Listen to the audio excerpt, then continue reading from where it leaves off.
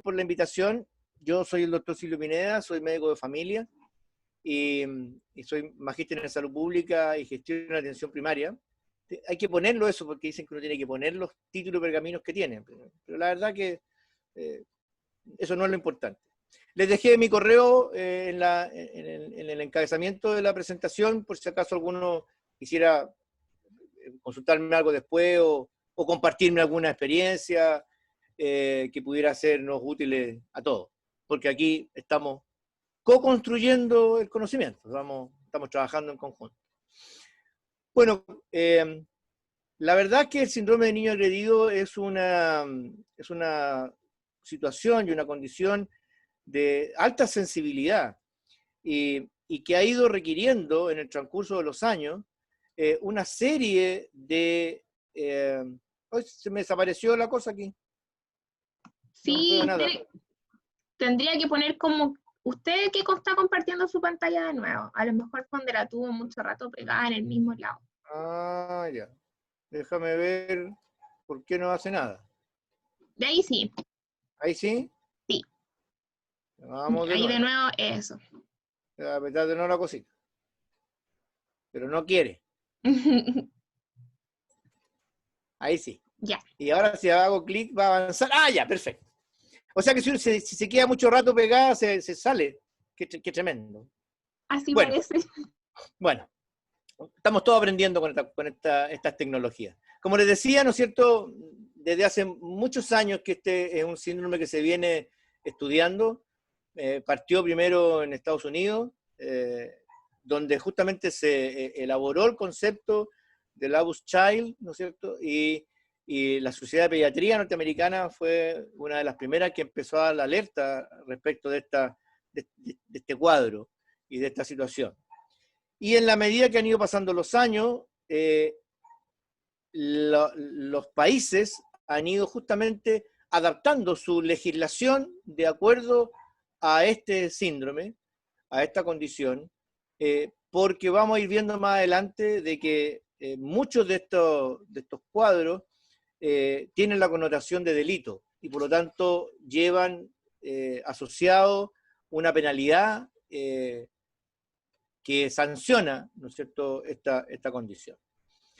Importante recordar que la definición de maltrato infantil es el ejercer daño físico, emocional o sexual contra un niño provocado por los padres o los adultos que lo tengan a su cuidado. Y aquí está la connotación importante porque son los adultos que ejercen poder sobre ese menor. Y que justamente debieran ser los que debieran cuidarlo y protegerlo, y por el contrario, ¿no es cierto?, son los que terminan ejerciendo la violencia sobre el menor.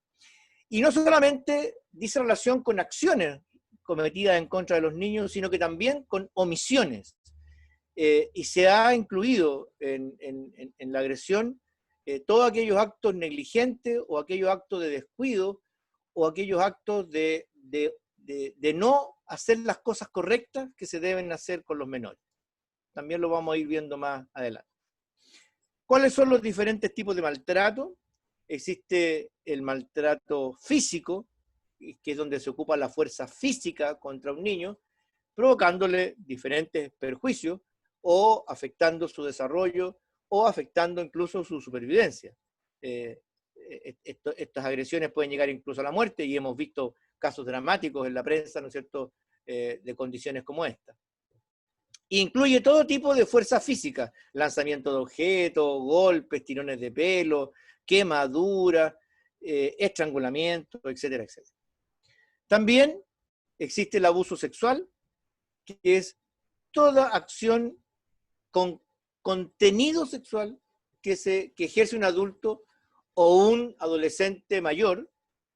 No se olviden de que ya en Chile los mayores de 14 años son imputables, y que se ejerce sobre un menor con esta connotación de que la víctima tiene una relación cercana o de dependencia con este adulto o con este agresor.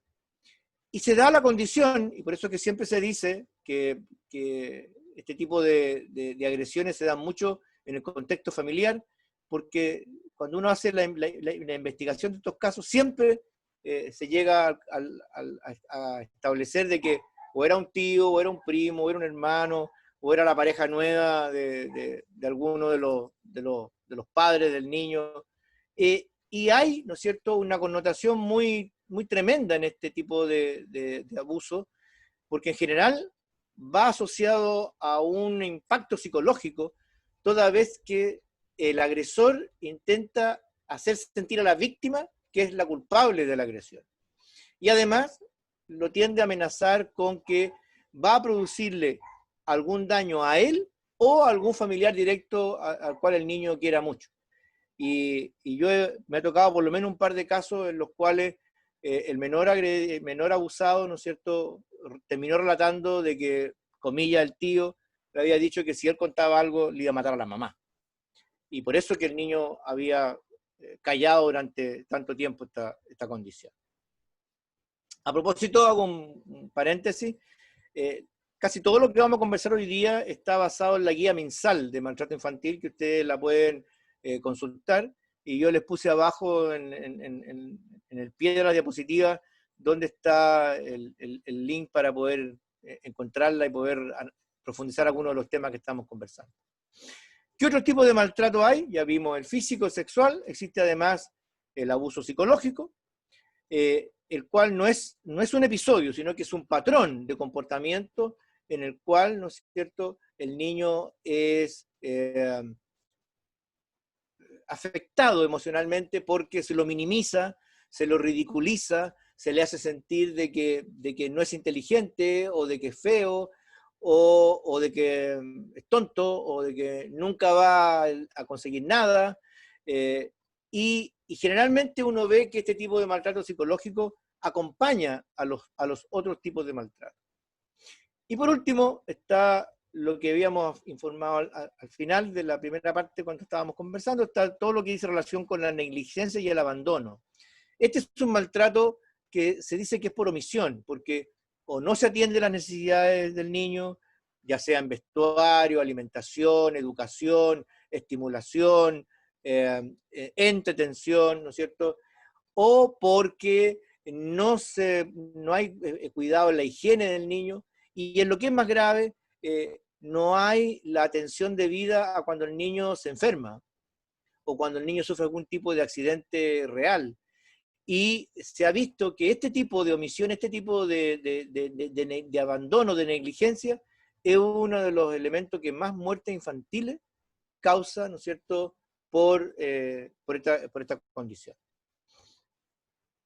Además, existe un último tipo de abuso, que es el que se llama por testigo de violencia. Y esto es cuando se permite en algunas familias, con algunas condiciones, el que el niño participe activamente en situaciones de violencia cotidiana o de violencia intrafamiliar. Esta condición se produce, ¿no es cierto?, cuando el niño es obligado a presenciar, por ejemplo, pelea entre los padres, o es obligado a participar, ¿no es cierto?, en situaciones de violencia dentro de la familia. Y esto también, ¿no es cierto?, hoy en día es considerado como parte de la agresión infantil. Desde el punto de vista epidemiológico, etiológico, está ya claramente demostrado de que el maltrato es un fenómeno multideterminado, multicausal, y que tiene una gran cantidad de factores de riesgo que propician o predisponen a que se produzca esta agresión.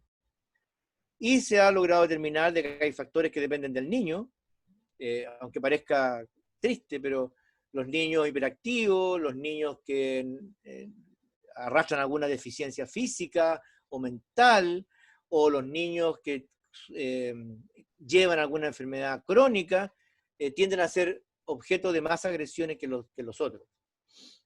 También, ¿no es cierto?, existen factores familiares, y aquí tenemos el caso de padres que fueron padres muy adolescentes, o padres que ellos fueron, ¿no es cierto?, objetos de maltrato cuando eran niños. Y uno dice, pero ¿cómo? Si yo fui agredido cuando niño y me infligieron tanto dolor, ¿por qué ahora yo hago lo mismo con mis hijos?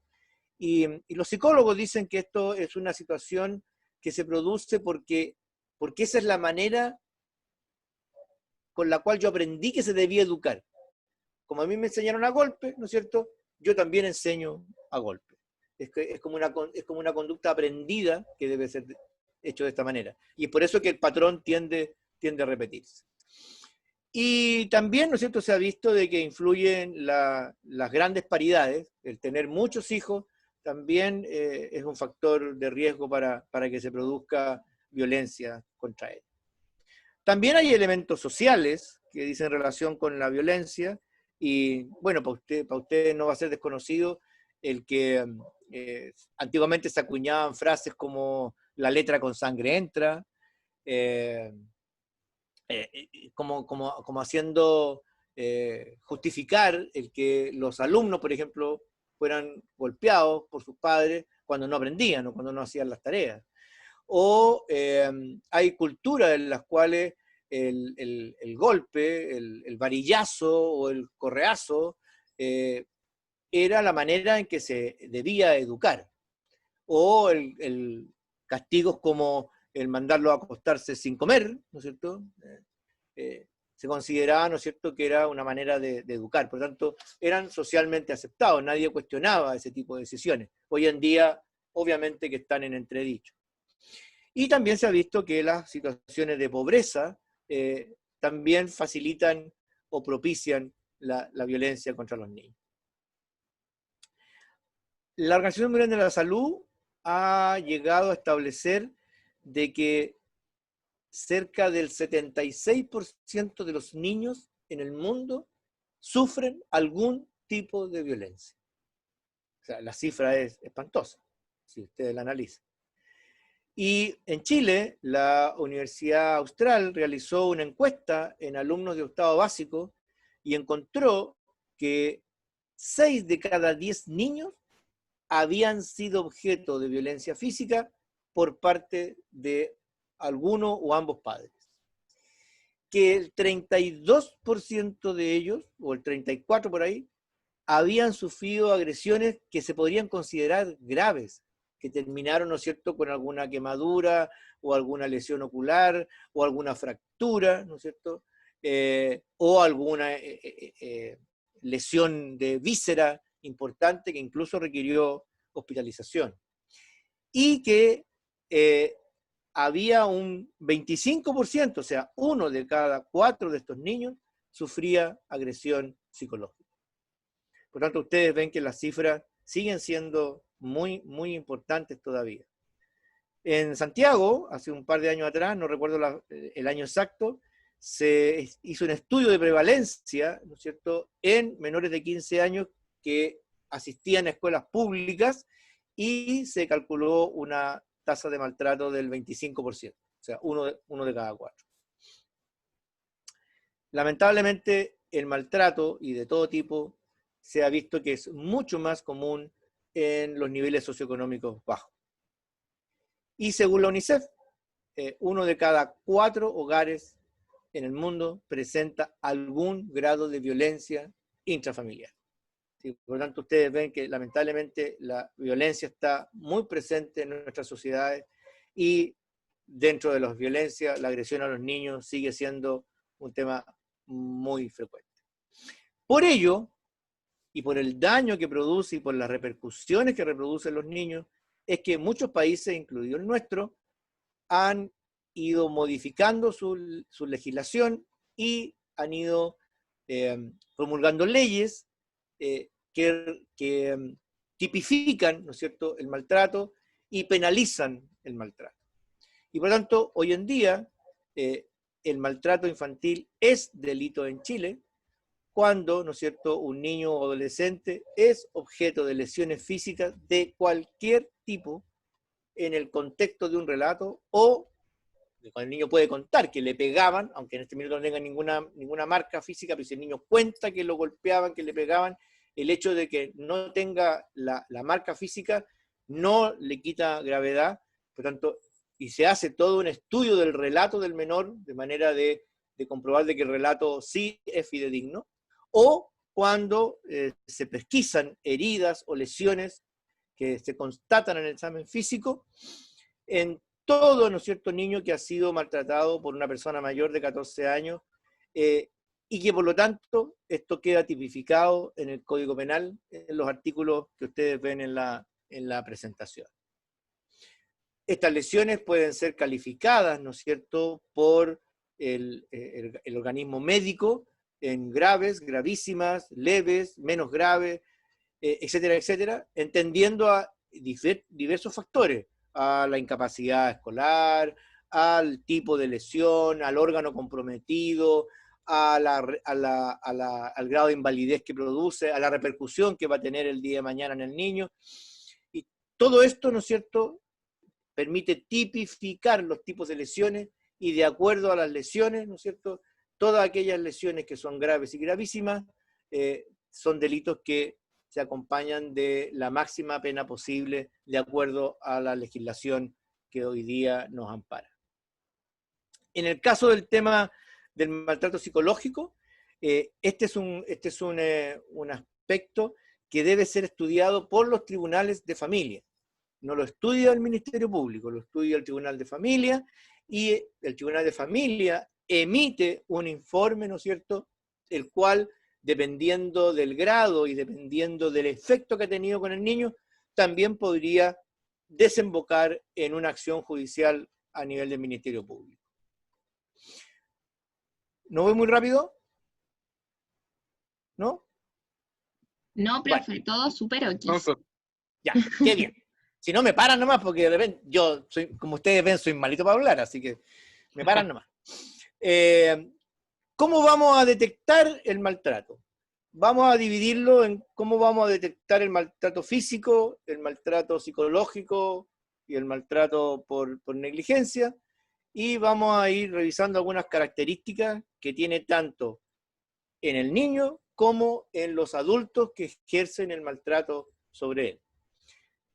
Cuando uno atiende a un menor en un establecimiento de salud, o en un hospital, o en un servicio de urgencia, o en una consulta privada, a veces los médicos se olvidan de que en las consultas privadas también existe obligación, ¿no es cierto?, de informar y de denuncia. Yo tengo que estar atento a pensar en la probabilidad de un maltrato físico cuando el motivo de consulta, por ejemplo, del niño que me traen, no coincide con los hallazgos clínicos que yo detecto. Le voy a poner un ejemplo. Si yo tengo un niño que me cuenta el papá que se cayó y que se golpeó en el brazo, y yo examino el brazo y veo que tiene una equimosis que es circular, como cuando a alguien lo apretan, ¿no es cierto? Yo ya me tengo que poner en alerta, porque un golpe habría solamente provocado una equimosis en la parte externa del brazo. Si este es una equimosis circular y en la parte externa es ancha como del ancho de la mano, pero la parte interna es más angosta como en la zona del pulgar, yo ya puedo sospechar de que ese fue un niño que fue apretado, ¿no es cierto?, bruscamente, y eso fue el mecanismo que provocó la lesión. También me tengo que poner en alerta cuando encuentro una lesión traumática que no tiene una explicación convincente o creíble por parte del adulto que lo trae al niño. O sea, si yo tengo un niño que llega con una fractura de fémur y el papá me dice que se cayó de la silla que cuando estaba comiendo en el comedor en su casa, que tiene piso de madera, la verdad que me tengo que empezar a poner a lo menos alerta, porque para que se produzca una fractura de fémur en un niño sano, normal, la fuerza que se requiere para producir esta fractura es muy grande y por lo tanto una simple caída no es convincente como mecanismo de producción. También me tengo que poner atento cuando no hay un tiempo razonable entre la producción de la lesión y la consulta. Si a mí me traen un niño que viene con un hematoma ya en fase final de la reorganización y de absorción del hematoma, yo inmediatamente tengo que preguntar, bueno, perdón, pero esta lesión lleva por lo menos 10 días o 8 días. ¿Por qué no lo trajeron antes? Esa pregunta es tremendamente vital para poder determinar el grado de preocupación y de realmente de compromiso que tienen los padres con ese menor. Probablemente no lo trajeron para tratar de ocultar la agresión que se había producido, pero ahora, ¿no es cierto?, en que la lesión ha salido a la luz, empieza toda la fase de poder detectar cómo ocurrió esto. También, tal como les mencionaba hace unos segundos, cuando el mecanismo de producción de un daño no son concordantes con la edad del niño, ni con su capacidad física, uno también tiene que empezar a pensar en la posibilidad de que haya este síndrome de por medio. ¿Cuáles son las lesiones físicas que podemos encontrar? Podemos encontrar lesiones en la piel y en las mucosas, hematomas, contusiones, equimosis, heridas, erosiones, pinchazos, etcétera, etcétera. Y esa es una característica que también nos tiene que hacer sospechar, el que aparezcan distintos tipos de lesiones. Cicatrices de herida en la pierna, equimosis en el brazo, erosiones en la frente, el que aparezcan diferentes tipos de lesiones y en diferente estado de evolución, nos tiene que hacer pensar, ¿no es cierto?, en que puede haber agresiones frecuentes sobre el menor. La presencia de quemaduras, especialmente quemaduras en lugares poco habituales, o quemaduras circulares, como las quemaduras producidas por los cigarrillos, también nos tienen que hacer sospechar. La presencia de alopecias traumáticas, zonas, ¿no es cierto?, de falta de cabello, en que el examen de la zona claramente nos hace detectar de que ese cabello fue arrancado de manera violenta, de manera traumática, y no fue una caída de cabello producto de una alopecia areata o de otro tipo. Lesiones en mucosas de tipo quemaduras, por ejemplo, por líquidos calientes o por sustancias químicas que no debieran estar, ¿no es cierto?, o que no debieran ocurrir, también pueden estar presentes. Lesiones oculares, como la de la foto que vemos, ¿no es cierto?, del menor, en que tiene una lesión ocular importante, ¿no es cierto?, en su ojo izquierdo, y que ya el análisis, ¿no es cierto?, la visión de ese ojo nos da a entender de que fue un traumatismo muy importante. Si ustedes se fijan, tiene erosiones en la frente y en el pómulo. Cuando un niño se cae y se golpea de esa manera, es raro que tenga lesiones tanto en la parte superior como inferior de la órbita. Generalmente las lesiones se ubican cuando es por caída en una sola dirección. Entonces eso ya nos tiene que hacer sospechar de que aquí hubo un traumatismo, ¿no es cierto?, producido por un tercero. También pueden aparecer lesiones osteoarticulares, esguinces, luxaciones, fracturas.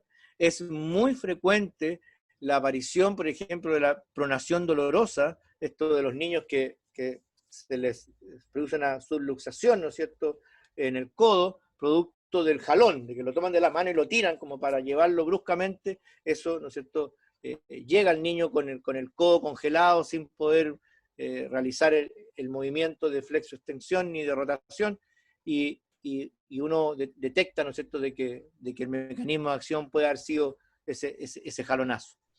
También pueden aparecer lesiones neurológicas y ya en casos de traumatismo muy violento pueden aparecer lesiones viscerales, estallidos de vaso, lesiones, ¿no es cierto?, hepáticas, etcétera, etcétera.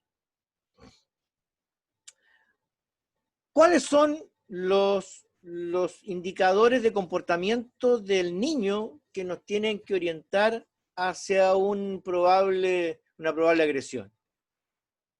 El que el niño aparente tenerle miedo a sus papás o al cuidador, a la persona que lo trae, o el que el niño definitivamente cuenta de que el papá le pega, o la mamá le pega regularmente, o el tío le pega regularmente. Cuando al niño le ocurren una de dos cosas, o se muestra demasiado receloso al contacto físico con los adultos, por ejemplo, se pone muy nervioso, muy angustiado cuando el doctor lo quiere examinar, o al revés, cuando el niño rápidamente se adapta a un adulto desconocido, a la enfermera, al paramédico, al doctor que lo están atendiendo. Como que rápidamente se acerca y como alejándose de los padres o alejándose del cuidador que lo trae. También se ha visto que los niños que sufren de agresión tienen un periodo de adaptación mucho más rápido al hospital. Normalmente es al contrario, los niños no les gusta el hospital, no quieren quedarse, lloran mucho, lo único que quieren es irse del hospital, y en cambio en estos niños rápidamente como que están contentos de quedarse en el hospital. Y porque en el fondo el niño sabe, ¿no es cierto?, que el quedarse en el hospital significa que ya no lo van a volver a agredir durante ese periodo. También se observa en estos niños una rápida aceptación de los castigos. No discuten, no cuestionan, no dicen ni siquiera pero papá, pero mamá. No, rápidamente cuando los castigan aceptan el castigo, agachan la cabeza, porque saben que si hacen cualquier tipo de cuestionamiento al castigo, van a recibir algún tipo de reprimenda o de agresión. Y en estos niños es muy frecuente ver sentimientos de autoculpa, de sentir de que el castigo que recibieron está bien porque se lo merecían. Sí, lo que pasa es que yo soy tonto, yo merezco que me peguen porque se me cayó el vaso y di vuelta a la bebida, así que está bien que mi papá me pegue porque yo soy tonto. Eso también hay que estar atento a ese tipo de conducta. También podemos ver niños que tienen sentimientos de mucha tristeza o síntomas depresivos que no conforme o de acuerdo a la edad. También la aparición de abuso de alcohol y droga a muy temprana edad en los niños también es un indicador de que es un niño que puede estar siendo agredido y busca, ¿no es cierto?, un poco por imitación de los adultos, el evadirse, ¿no es cierto?, con sus amigos consumiendo alcohol y consumiendo droga. Y algunos investigadores relatan de que niños que se ponen muy nerviosos cuando escuchan llorar a otros niños también podrían ser indicador de que han sido o que están siendo objeto de agresión. ¿Cuáles son los indicadores de comportamiento de los padres agresores o de los cuidadores agresores? Uno tiende a detectar de que ocupan sistemas de disciplina muy severos y desmedidos para la edad del niño. Es hasta esperable que un niño menor, un niño pequeño de 2 o 3 años, vierta el contenido del vaso o se le caiga parte del contenido de la cuchara cuando come. Generalmente en estos padres no hay aceptación a esta conducta que sería normal y hay rápidamente un castigo y hay rápidamente un grito, ¿no es cierto?, cuando el niño incurre en estos errores. También, ¿no es cierto?, es muy frecuente ver que estos padres no dan una explicación convincente respecto de la lesión que trae el hijo o el niño a su cuidado, o que esta no tiene ninguna lógica con los mecanismos de acción que los médicos sabemos que producen las lesiones. Entonces, cuando ya uno empieza a ver estas contradicciones, uno ya tiene que empezar a sospechar de estos padres. También pareciera que no hay mucha preocupación por los hijos. Uno ve que los traen y los niños no vienen muy aseados, no vienen bien vestidos, no vienen con las capas de abrigo que correspondan al momento climático que se está dando la atención. El niño tiende a quedar, ¿no es cierto?, en el box un poco separado de ellos mientras ellos hablan y no lo miran, no hay contacto, ¿no es cierto?, de mirada entre ellos. Y ahí uno empieza a detectar en esta actitud de los padres que puede haber algún problema. También es frecuente que los padres, ya lo dijimos, agresores, abusen del alcohol o de las drogas y bajo el efecto de estas sustancias es que agreden a sus hijos.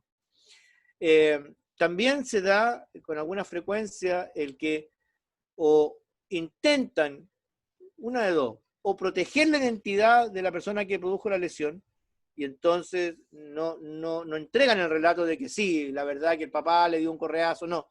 Intentan tratar de echarle la culpa que no, que estaba jugando con un amigo y parece que el amigo le pegó, o al revés. Rápidamente uno de los cónyuges culpa al otro, ¿no es cierto?, del maltrato. Y entonces ahí uno claramente le queda en evidencia que hay un adulto maltratador. También se puede dar el hecho de que se contradigan mutuamente cuando uno consulta por el mecanismo o por la lesión que presenta el niño. Y puede que cuando uno consulta respecto de por qué tiene esa lesión en la pierna, la mamá diga que se cayó de la silla y el papá diga que no, que se cayó en el patio. Entonces uno dice, bueno, ¿dónde se cayó? ¿Cuándo se cayó? ¿Cómo se cayó? Y también, ¿no es cierto?, ya lo habíamos dicho, hay como un retraso injustificado entre el tiempo, o entre el momento, perdón, en que se produjo la lesión y el momento en que se consulta, ¿no es cierto?, en el centro asistencial para proporcionarle la atención de salud al menor. Respecto del maltrato psicológico o emocional, en el niño, así como veíamos los signos físicos de maltrato en el niño, vamos a poder encontrar varias condiciones emocionales del niño que nos van a orientar. Por ejemplo, niños que tienden a tener pesadillas recurrentes sobre un tema muy similar y con mucha frecuencia. O niños que cuando uno conversa con ellos uno detecta de que tienen un alto grado de angustia, que están muy ansiosos, muy angustiados.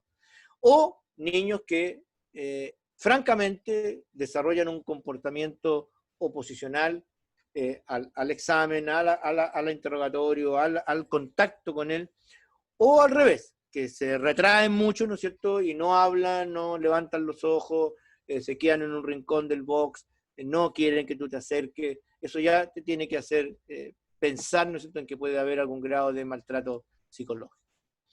En el caso de los padres o de los cuidadores, cuando uno detecta conductas de rechazo de los padres hacia los hijos, no, si este cabrito es un cacho, no, si este es un desastre, si ya me tiene loca, ya no lo soporto, son frases que uno tiene que empezar a orientarlo respecto de que puede haber algún maltrato psicológico. El utilizar frecuentemente apelativos descalificativos para sus hijos, ¿no es cierto? El desvalorizarlos frecuentemente.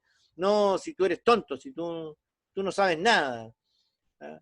Tu compañero sí que es inteligente, esa niñita sí que saca puros 7, tú eres un tonto. Y eso es una palabra suave, porque realmente ocupan términos mucho más duros y mucho más agresivos con los niños. Frecuentemente o constantemente los hacen sentirse desvalorizados o hacerlos sentirse que son problemas, que la verdad que por culpa de ellos los papás tienen problemas, por culpa de ellos los papás no son felices, etcétera, etcétera. También uno puede detectar que hay padres con riesgo de hacer maltrato psicológico cuando hacen marcadas diferencias entre los hermanos. Cuando hay el hermano bueno, bonito, inteligente, fantástico, y está este niño tontito, gordo, feo, cochino, etcétera, etcétera. Cuando se hacen estas diferencias tan marcadas, también uno puede detectar que detrás de esto hay conductas, ¿no es cierto?, que van a rayar con la agresión psicológica. Y obviamente cuando hay negativa a hablar con el niño, hay mamás que incluso dicen, no, si yo con este niño no hablo, no se puede, si es tonto. O cuando al niño se lo somete a humillaciones o a críticas, ¿no es cierto?, frente a sus compañeros, frente a sus hermanos, frente al resto de la familia. Ahí evidentemente que hay una tendencia a dañar, ¿no es cierto?, psicológicamente a los menores. También, ¿no es cierto?, hay otra serie de conductas que pueden demostrar los padres y que nos tienen que orientar hacia el riesgo de que hay agresiones psicológicas.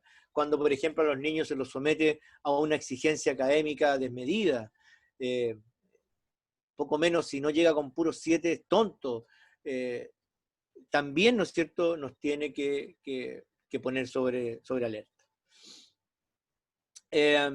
También pudiera ser, ¿no es cierto?, que se ocupe al niño como un elemento en disputa cuando hay pelea entre los padres. Y entonces se tiende a poner al niño en el medio y a someterlo a este estrés de que tiene que tomar partido por uno de los dos cónyuges que están ahí enfrentados.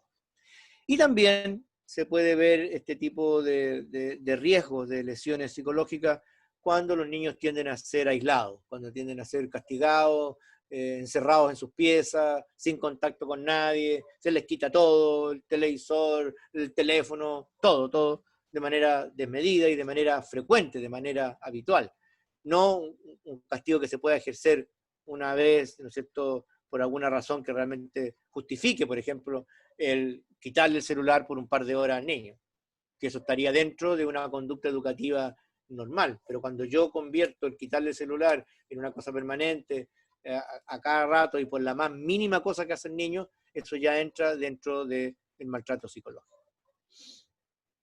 También hay que estar atento a aquellos padres que tienden a dejar a los niños solos por tiempos muy prolongados. Más de alguna vez, ¿no es cierto?, tuvimos que asistir, ustedes saben, yo soy bombero, asistir, ¿no es cierto?, a la noticia de un incendio en el cual murieron 2, 3, 4 niños encerrados con llave en una casa porque los papás habían salido a una fiesta o habían salido a pasear o a tomar y dejaban a los niños encerrados y se producía el incendio y los niños fallecían dentro del domicilio. Esto ya lo hace ver a uno de que esos eran padres no muy normales, llamémoslo de alguna manera, cómo calificarlo. También, ¿no es cierto?, es posible ver castigos desmedidos, por ejemplo, si un niño no le está yendo bien en el colegio, llegar y tomar la decisión de sacarlo del colegio. O sea, ni siquiera pensar en reforzarlo, en ayudarlo, sino que sencillamente lo sacan del colegio como una manera, ¿no es cierto?, de humillarlo, de hacerlo sentirse más mal. También, ¿no es cierto?, es posible ver padres que tienden, como les decía en la diapositiva anterior, a aislar a los niños. Entonces, no los dejan juntarse con amigos, no los dejan juntarse con los primos, no los dejan juntarse a veces incluso con el resto de los integrantes de la familia, los aíslan, los encierran. Ese tipo de conductas son posibles encontrarlas en los padres que tienden a hacer maltrato psicológico.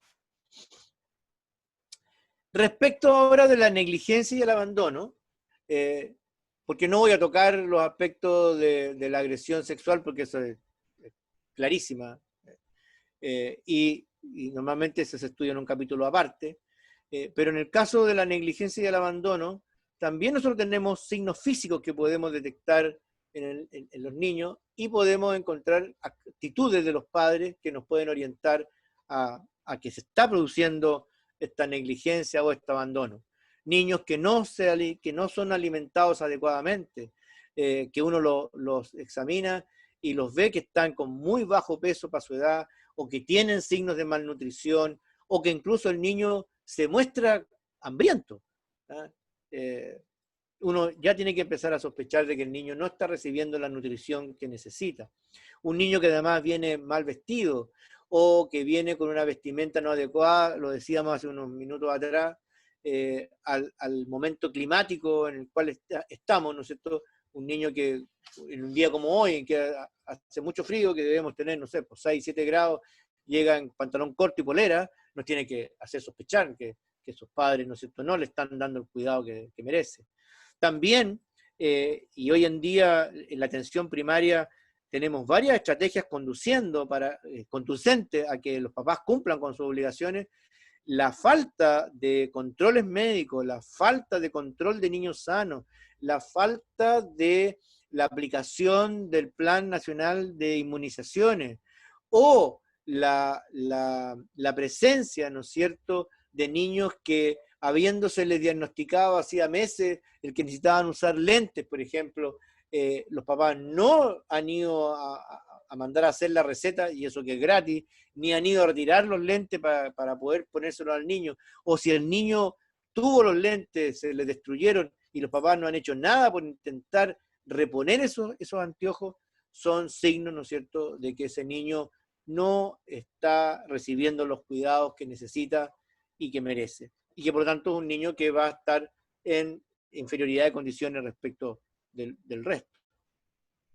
Niños, ¿no es cierto?, que quedan sin supervisión, que son dejados solos muchas horas al día, y en que los papás no tienen idea de lo que está haciendo el niño, si está jugando en el patio o no, si está en la terraza del departamento o no, Y así hemos tenido casos dramáticos de niños que han caído, ¿no es cierto?, que han muerto por caída de altura, o que el niño digamos, se pierde la vigilancia sobre él y se cae en una piscina y muere ahogado.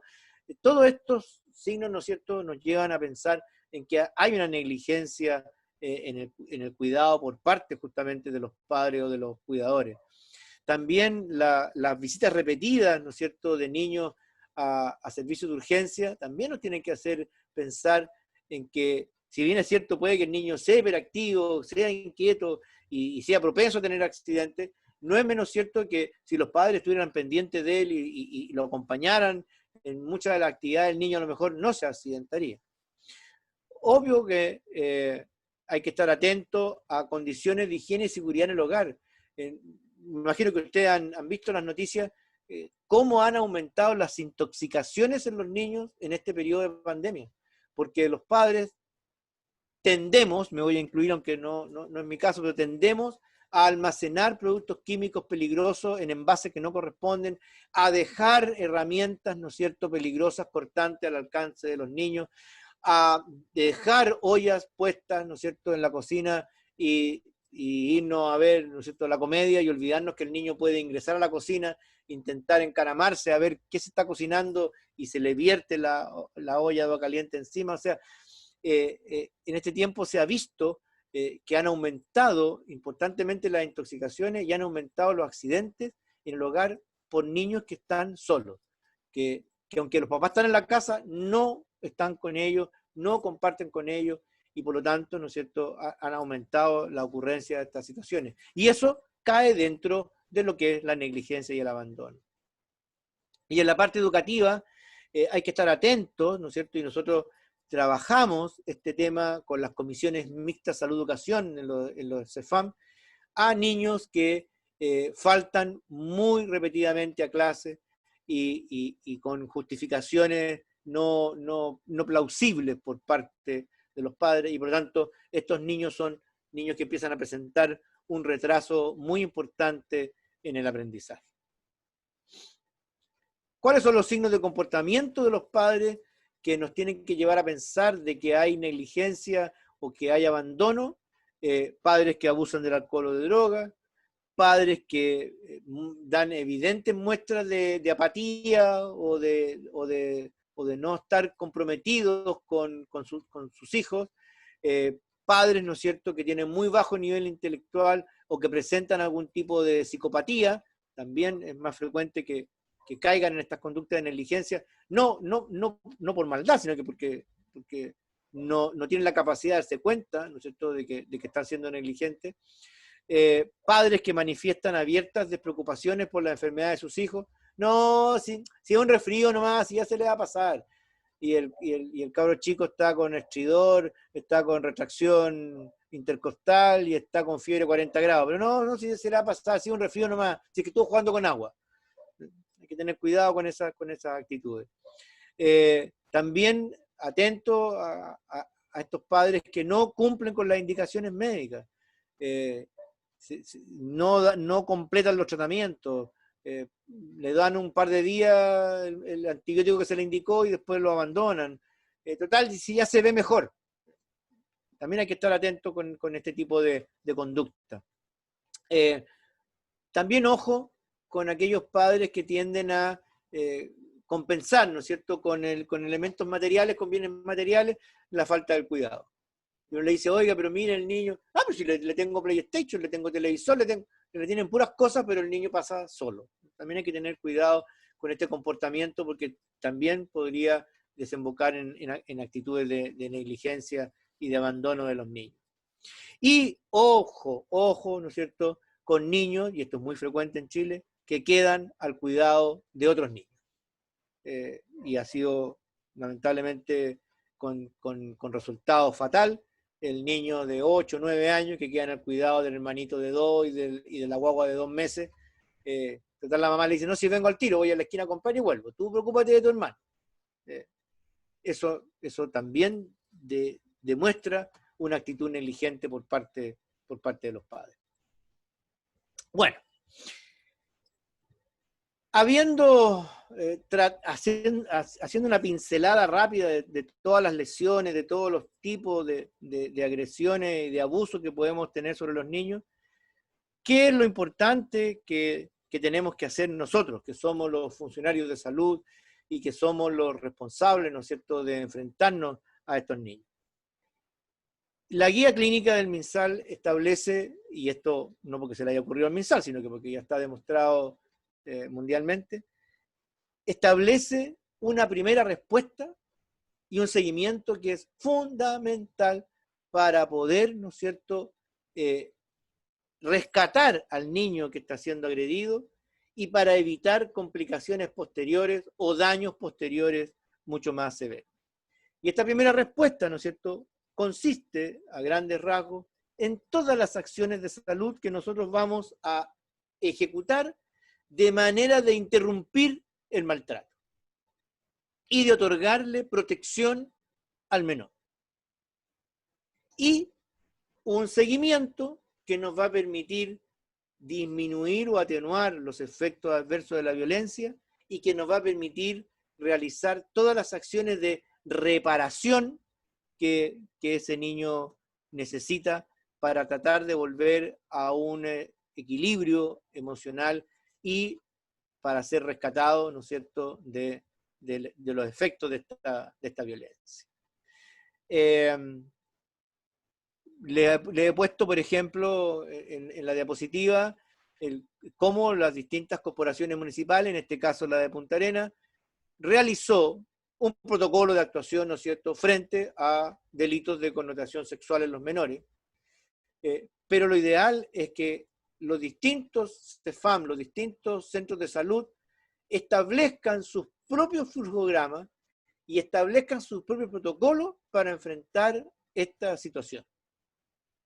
Y por lo tanto, para esta primera respuesta es fundamental que los equipos de salud elaboremos nuestros protocolos basados o al amparo de este paraguas que es la guía clínica del MinSal.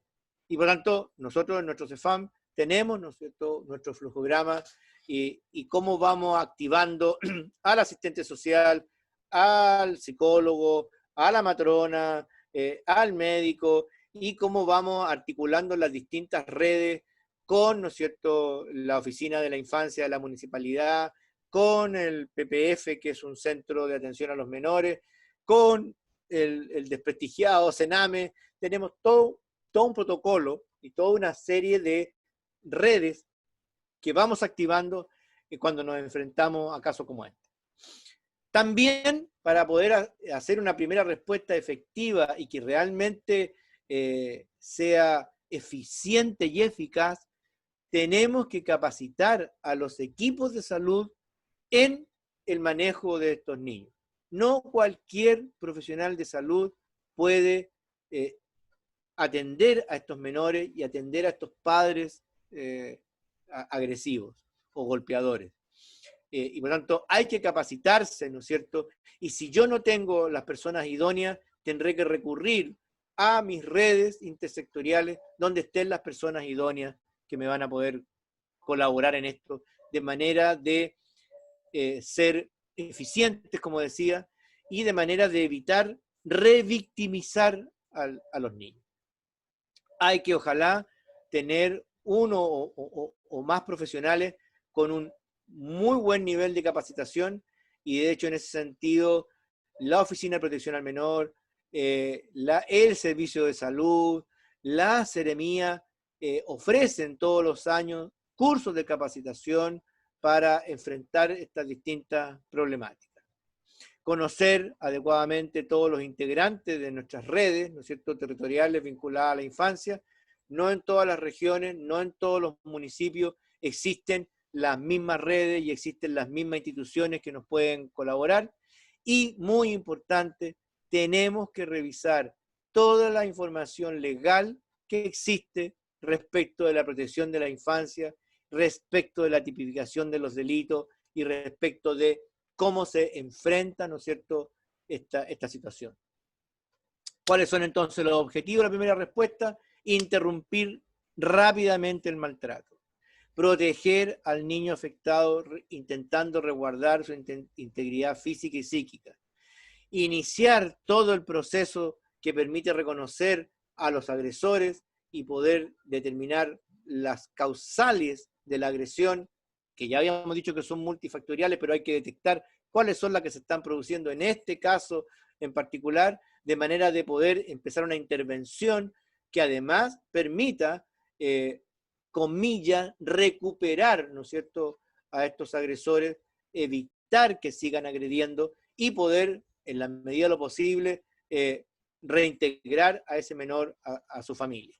Y en el caso de que nosotros determinemos de que las agresiones que se ejercían sobre el niño revisten la característica de delito, yo tengo que efectuar la denuncia.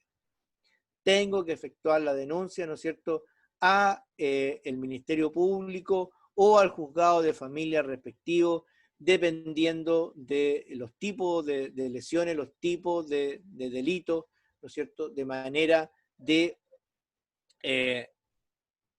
después, en una segunda etapa, perseguir las responsabilidades penales y judiciales que corresponden.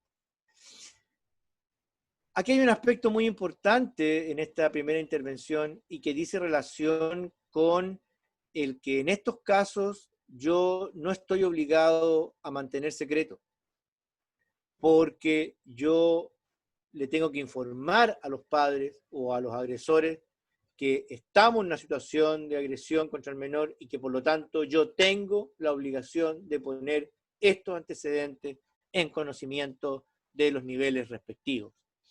Y que por lo tanto, en este caso en particular, ¿no es cierto?, la ley me faculta a flexibilizar, llamémoslo así la palabra, porque no es romperlos, sino que flexibilizar los límites que tiene la confidencialidad. En los casos en que yo logro determinar que las agresiones o los maltratos no adquieren peligro o no adquieren riesgo para la integridad física del menor, yo puedo concordar bajo supervisión nuestra el que el menor permanezca en el seno de su familia y como les decía, con supervisión constante nuestra, con apoyo, con tratamiento psicológico a los padres, con tratamiento al niño, etcétera, etcétera. Pero en aquellos casos en que yo detecto de que las agresiones son muy graves o que no voy a poder lograr proteger al menor en esta primera etapa, ¿no es cierto? Porque además hay una negación y una no aceptación de los padres respecto de ¿cómo se llama?, de su mal actuar o de su agresividad sobre el niño, yo tengo que proceder a retirar a ese menor, ¿no es cierto?, de ese grupo familiar.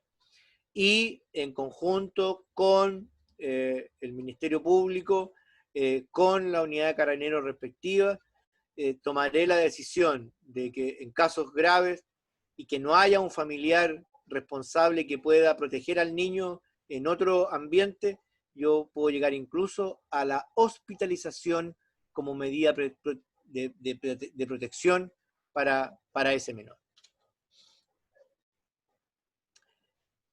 Obviamente que, en concordancia con lo que acabo de decir, la presencia de riesgo vital nos obliga a medidas urgentes de inmediato.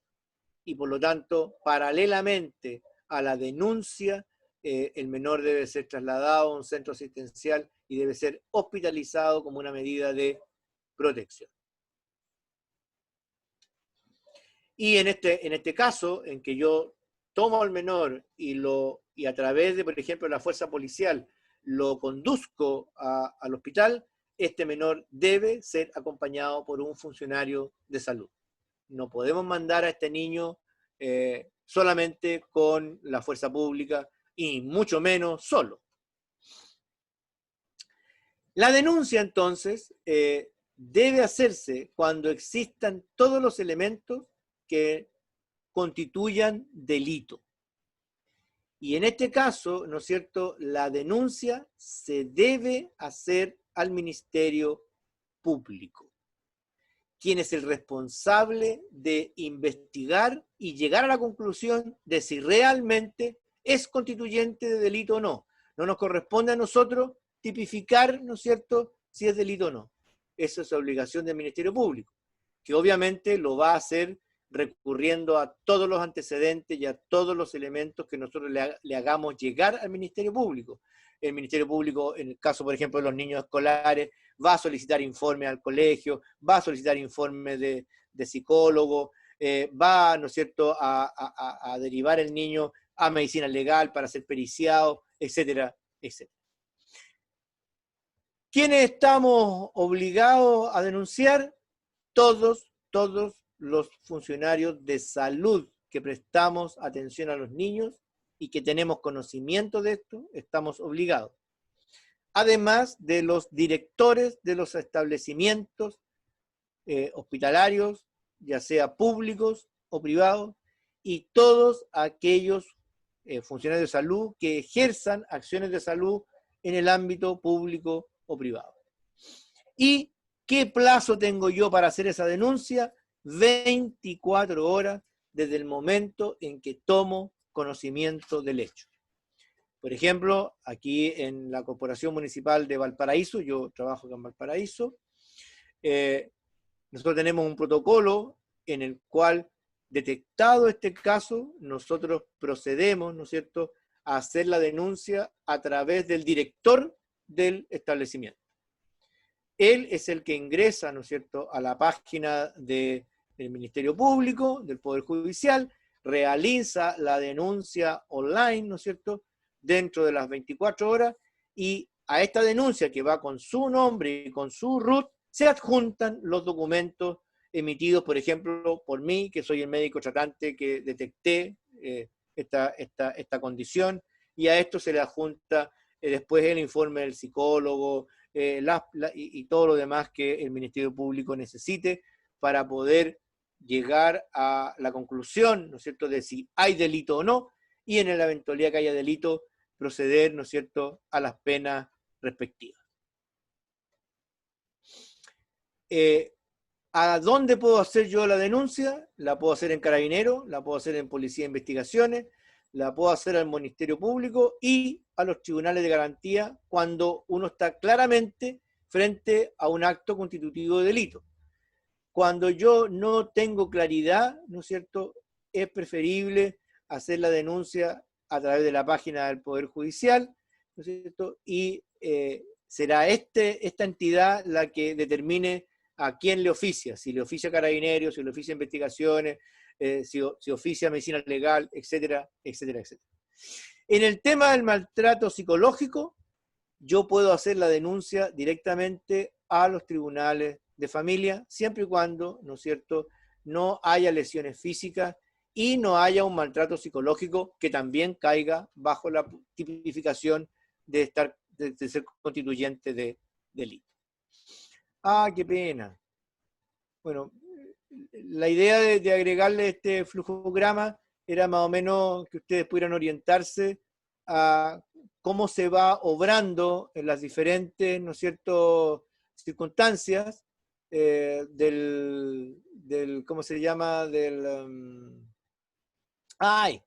proceso que uno va siguiendo en el CEFAM, e incluso viene, ¿no es cierto?, las páginas de la guía clínica del MinSal, donde uno puede ir revisando los distintos acápites, porque a nadie se le obliga a saberse todo esto de memoria.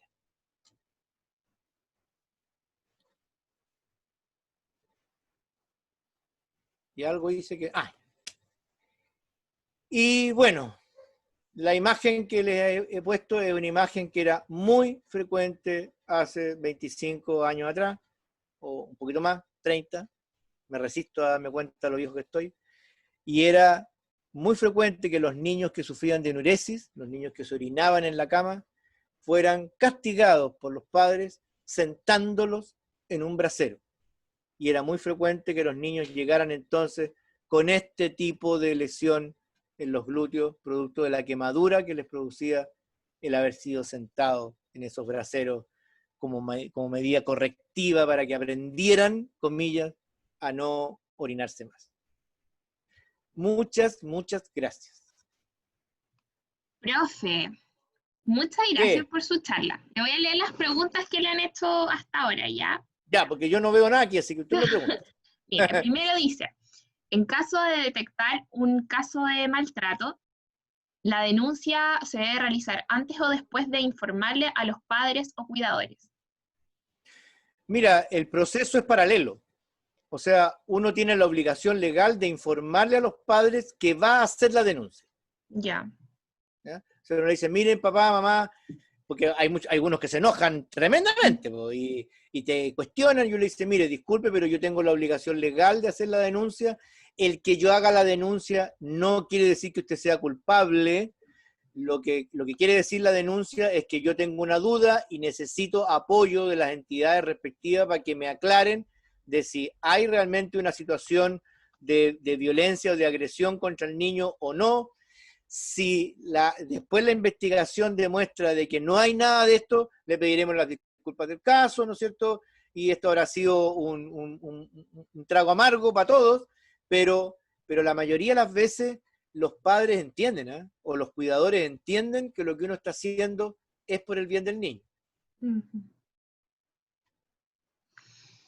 Ya, mire, le leo la que sigue. Dice, Dígame.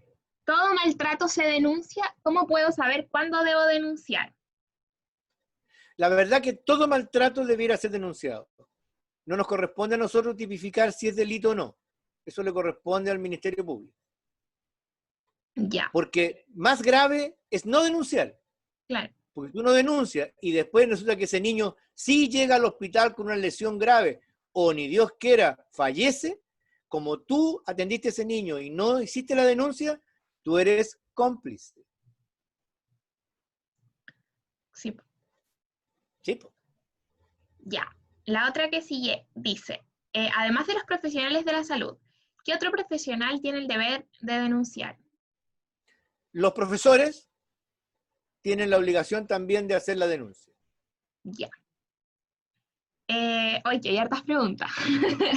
Sí, está bien. O sea, se creó inquietud, está bueno, está bueno. Dice, al hacerse la denuncia, ¿él o la menor es separado de sus padres o cuidadores principales? Eso ya más o menos lo expliqué.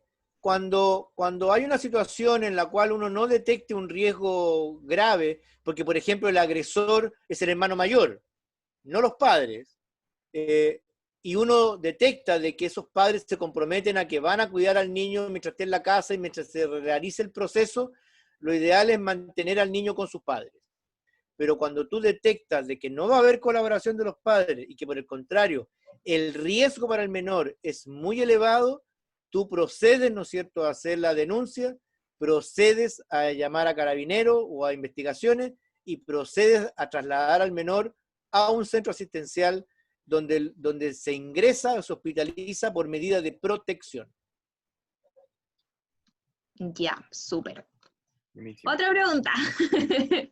Dice, no sé si sea atingente a esta charla, doctor, pero como usted decía, ¿qué pasa en el desprestigiado Sename? Da la impresión que al hacer denuncias de casos graves donde los niños no tienen otro familiar que lo mandamos a un lugar quizás igual o peor, obviamente debemos denunciar, pero ¿cómo se pesquisan los casos en el Sename? Sí, mira, lamentablemente nosotros no somos los encargados de enjuiciar al Sename, ni somos quienes podamos decir o establecer si el Sename actúa bien o mal. Sí tenemos claridad de que han pasado cosas muy graves en el Sename, pero sí también tenemos claridad de que se están interviniendo y se están resolviendo. Ahora, la mayoría de las veces, los niños no van al Sename, ¿eh? La mayoría de las veces siempre se encuentra algún familiar que pueda cuidar al menor, o existe la figura en Chile de las familias cuidadoras. Y el Ministerio Público tiene la posibilidad de recurrir a estas familias cuidadoras para poner al niño en protección mientras se realiza el proceso. Obviamente con las medidas de alejamiento a los agresores y todo lo que corresponda. O sea, de hecho, ustedes recordarán que un caso súper famoso de un carabinero y su señora que tenían una niñita bajo medida de protección y después no la quisieron entregar. ¿Se acuerdan ustedes? Ya. Dice, hola doctor, muchas gracias por Hola. compartir esto con nosotros. Me quedó la duda, ¿a qué organismo denunciar según si el hecho es constitutivo de delito o sospechoso de delito? Cuando, mira, la verdad que para no equivocarse, la denuncia siempre en la página del Poder Judicial al Ministerio Público. Ya. Siempre. Después ellos decidirán si sí o si no. Claro. Ellos la derivan al final después. Ellos son los que hacen la derivación. Ya. Otra pregunta. Dice, ¿el síndrome de Munchausen por poderes cataloga como maltrato? No me acuerdo del síndrome de Munchausen. No. Ustedes me ponen al día. Yo soy súper honrado. Quedamos todos pillos. ¿Aló? Ahí ¿Sí? le van a explicar. Sí. Hola. Sí, el síndrome de Munchausen es cuando el cuidador inflige algún daño al niño para que parezca que está enfermo y tiende a llevarlo varias veces, pero es para que le den atención básicamente al cuidador. Ah, o sea, sí. ¿Sí? ¿Se entiende? Sí, también, sí. Gracias, yo no me acordaba. Perfecto. Muchas gracias. Sí, también califica como agresión infantil, sí. Sí, de hecho hay películas famosas en el cine de niños que eran envenenados, ¿no es cierto?, con dosis pequeñas para mantenerlos enfermos y así obtener ayuda del gobierno. Hay varias versiones en el cine de casos de eso. Ya, otra pregunta. Ahora le pregunta Ignacio Toledo, ahí de la U. ¡El Nacho! ¡Hola, Nacho! ¿Cómo está la charla? Gracias. Nacho, léela tu pregunta. Déjame correr. Sí, doctor, me queda la duda de cuando son agresiones no graves y no es necesario la medida tan urgente, ¿cuánto tiempo pasa entre que uno denuncia y que se empiezan a tomar la medida de precaución al menor? Mira, la verdad que ahí tenemos un pequeño problema. La verdad que el sistema no es tan perfecto como uno quisiera. Y es por eso que en los casos, bueno, en los casos graves hospitalizamos y con eso ya protegemos rápidamente al menor. En el caso que tú me planteas, Ignacio, la verdad que uno hace la denuncia dentro de las 24 horas, pero mi experiencia es que a veces ha pasado hasta una semana, 10 días, antes de que llegue la orden del tribunal para proceder con ese niño, para que sea evaluado por ¿cómo se llama?, por la Oficina Comunal de la Infancia, para que sea evaluado por la medicina legal, ¿no es cierto?, para que sea periciado por un neuropsiquiatra infantil. A veces pasa un tiempo menos que prudente, por llamarlo de alguna manera elegante. Ya, muchas gracias, doctor. De nada, Nacho. Ya, y al parecer la última pregunta dice, excelente charla, doctor. Preguntarle si usted ha tenido algún caso del síndrome de Munchausen. No, yo personalmente no. Lo que sí, tuve varios casos, incluso uno de connotación pública, de maltrato infantil grave. Era paciente mía, una niñita que fue asesinada por el conviviente de su mamá, que fue quemada y sepultada en el patio de la casa donde vivían en Rodelillo. Yo trabajaba en ese consultorio cuando pasó eso hace 20 y tantos años atrás. Y fue muy triste porque está malo que uno se apropie de los enfermos, pero era paciente mía, tenía 3 añitos. Qué terrible. Terrible. No me quiero acordar porque como me he puesto viejo, me he puesto emotivo. No. Ya. Le leo la otra pregunta entonces. Dice, hola, mi nombre es Catalina, estudiante de Pedagogía en Artes. En el sistema educativo también se pueden evaluar estos casos, incluso denunciar. Mi pregunta es qué otros síntomas, aparte de los evidentes, como moretones, quemaduras, etcétera, hay. Por ejemplo, hablo de la alopecia. Sí, tal como yo le decía, hay muchos signos y síntomas físicos que nos pueden orientar a que ese niño está siendo violentado de alguna manera. Hay, como yo les decía, hay pequeñas heridas en distintas partes del cuerpo, en distintos periodos de cicatrización, que ya nos tienen que orientar a que son heridas que se han ido produciendo en distinto tiempo y prolongado. Hay lesiones, como les decía yo, en lugares del cuerpo en que no es habitual que se produzcan lesiones, que también nos tiene que llamar a la reflexión. Por ejemplo, una quemadura circular en la axila es muy extraña. Ese es un niño que lo levantaron el brazo y le apagaron el cigarro en la axila como un castigo. Entonces, me parece súper interesante la pregunta porque la verdad que en el sistema educativo hay mucha posibilidad de que los docentes detecten cosas que los funcionarios de salud no alcanzamos a detectar. Porque nosotros necesitamos que el niño consulte o que lo lleven a urgencia para darnos cuenta. En cambio, en el sistema educativo, el docente comparte con el niño varias horas en el día y en el caso de ella, que además es pedagogía, ¿no es cierto?, en esta especialidad en que hay, ¿no es cierto?, lenguaje corporal, hay una serie de, hay más facilidad para que se detecten este tipo de lesiones. La verdad que habría sido muy larga la presentación si yo hubiera detallado todos los tipos de lesiones que se pueden encontrar, pero en la guía clínica que yo le he puesto, los van a encontrar todos. Ya, súper. Ahí cuando mande el mail a todos con la presentación, les mando el pack con todo el material. Sí, con todo el material, sí. Y de nuevo, dice, hola doctor, muy buena la charla. Tengo una duda, ¿es siempre recomendable denunciar? Hay veces que siente que el niño se ve afectado en caso de, por ejemplo, ser enviado al Sename y me cuestiono por qué haría yo en tales casos. ¿Qué opina usted? Siempre viendo desde un punto tal que tal vez no sea tan grave. Claro, yo les planteé durante el transcurso de la sesión, yo nunca les digo charla porque me huele a charlatán, ¿eh? Entonces les digo sesión educativa.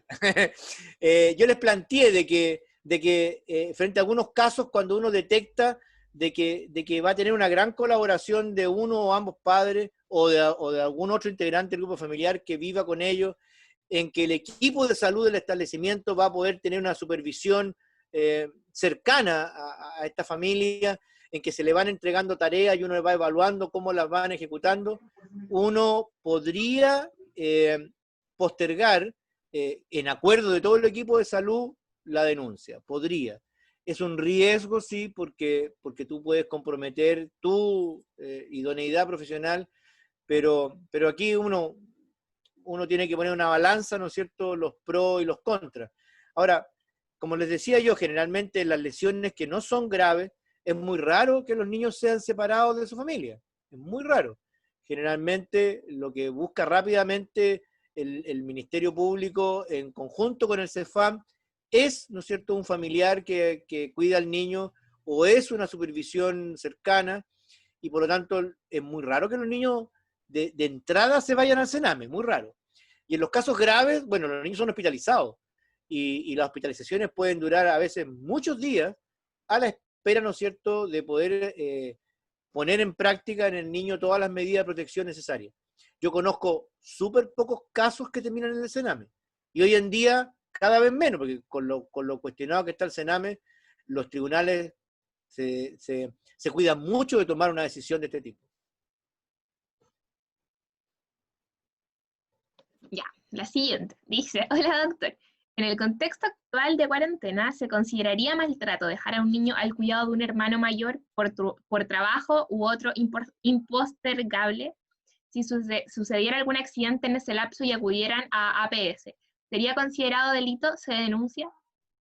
Depende de la edad del hermano. Ya. Hoy en día los adolescentes son imputables solo a los 14 años, por lo tanto, yo podría, legalmente hablando, dejar a este niño al cuidado de un hermano que sea mayor de 14 años. Pero me van a exigir que además yo haya informado a otro familiar o haya informado a una vecina de confianza, ¿no es cierto?, de que estos menores están en esta condición por culpa de esta situación laboral. O sea, de hecho, si ustedes se fijan, esta semana el Ministerio ha flexibilizado un poco esta situación y está autorizando a personas que puedan, digamos, personas de servicio doméstico, que puedan ir a ejercer funciones para cuidar los niños, por ejemplo, de los funcionarios de salud. Ya, profe. Bueno, no sé si alguien tiene más preguntas, pero la puede decir por micrófono o escribirla, este es el momento. Pero bueno, Hable si no... ahora o calle para siempre. No, Exacto. porque está mi correo, así que me pueden preguntar. Doctor, el Nacho, una duda ¿Sí? cortita, ¿Sí? que del organismo que usted mencionó como de protección, como el CENAME, los PPF, todos esos mecanismos, a los niños se les separa, por ejemplo, por los motivos de violencia, porque también sé que, y por ejemplo el CENAME es conocido que también llegan los menores que son, por ejemplo, que asaltan, que están en conductas delictuales. Entonces, si se separa a estos chicos como con conductas delictuales a los que son niños víctimas de abuso. Sí, mira, en las ciudades grandes, como Valparaíso, hay distintos hogares y están, como que dice, estratificados. Está malo que lo diga así, pero es la verdad. Y hay distintas instituciones de apoyo al CENAME. Yo hace muchos años atrás era médico de los hogares del patronato, que era una institución religiosa que tenía 5 hogares en Valparaíso, donde se recibían niñitas y niñitos por separado, y que normalmente recibían menores que venían por protección. Y entonces otros hogares asumían los menores que estaban por situaciones de tipo delictual, por consumo de droga, por lanzazo y otras cosas. Así que sí, tiene razón Nacho, que uno en las grandes ciudades generalmente se separan. En las ciudades más pequeñas no estoy 100% seguro. Me parece que lo que se hace es que se los traslada a una ciudad que tenga esta infraestructura, pero no estoy seguro. Ya, súper, doctor. Gracias. Ya, ahora sí, parece que nadie tiene más preguntas. Ah, no, sí hay otra. Está bien, qué bueno. Estoy entretenido yo, así que no hay problema. Dice, doctor, ¿cuál es el paso a seguir tras la hospitalización de un menor como medida de protección? Ya, en este caso, ¿no es cierto? El tribunal, en conjunto con el médico tratante del hospital, concuerdan en cuál es el plazo de hospitalización mínimo que requiere ese menor y después cuál va a ser la entidad, ¿no es cierto?, que va a resguardar a ese menor. Por ejemplo, si el menor, voy a poner un ejemplo extremo, tuvo una fractura de fémur y estuvo hospitalizado 3 semanas, a la espera, ¿no es cierto?, voy a poner antiguo, de que el tutor haga efecto y el fémur se alinee y cicatrice, y todas esas cosas que hacen los traumatólogos. Si la atención primaria y los otros niveles han sido capaces de trabajar con la familia y poder establecer un vínculo y una terapia que nos brinde seguridad de que el niño no va a volver a sufrir una agresión de ese tipo, hay incluso niños que vuelven a su casa después de la hospitalización. En otros casos, no. En otros casos, cuando hay penas aflictivas a los cuidadores o a los padres muy graves, porque hay algunos padres que terminan incluso presos, en ese caso, entonces, en conjunto con el equipo de salud del establecimiento que acoge al menor, es que se determina cuál va a ser la mejor solución, ¿no es cierto?, para resguardar a ese menor. No sé si me expliqué bien. Sí, súper. Sí. Ya, ahora sí, la última, porque ya estamos justitos con el tiempo. Dice, gracias por la charla, doctor. En el caso de que los padres, cuidadores, reaccionen agresivamente en el momento en que informo la denuncia, ¿qué debo hacer?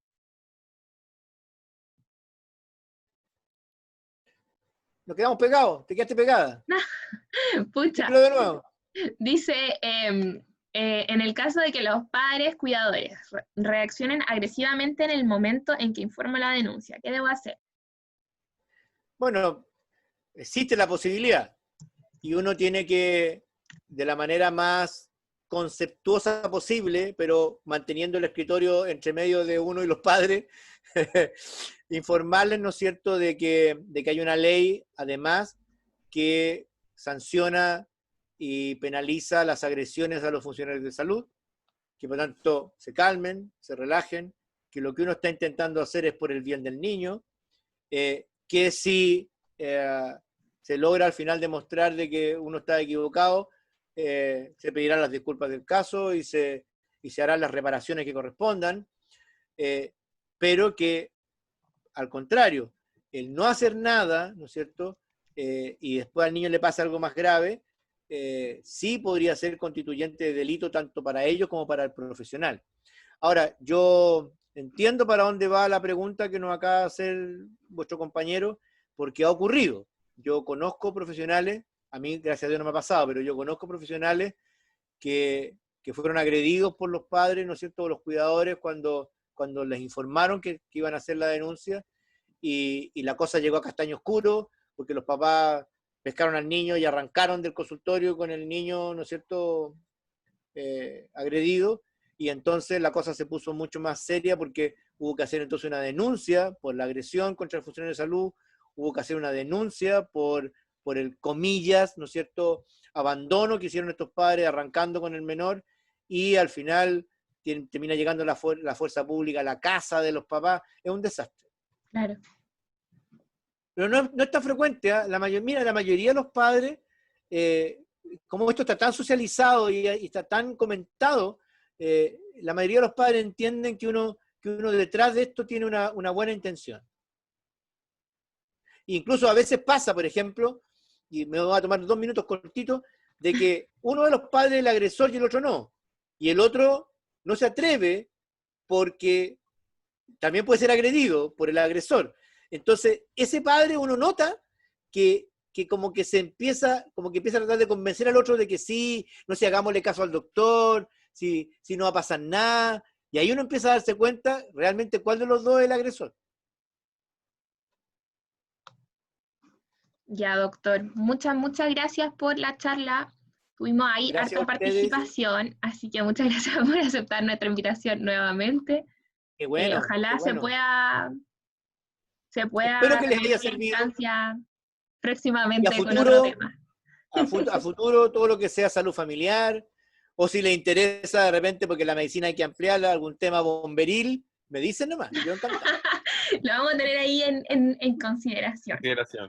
También les puedo enseñar cómo se combaten los incendios, así que cosa que me pregunten. Ya, Oye, un gusto, chiquillos, muchas gracias por invitarme, muy honrado, como les puse en el correo. Y gusto ver a mis antiguos alumnos, verlos tan grandes. Sí, ahí vinieron varios. Sí, no los vi a todos, pero y un saludo a Alonso, que está con nosotros acompañándonos desde Concepción. Muchas gracias, doctor. Ya, doctor. Chao, nos vemos. Chao, chao, que les vaya bien, cuídense. Igual a usted. Doctor, gracias.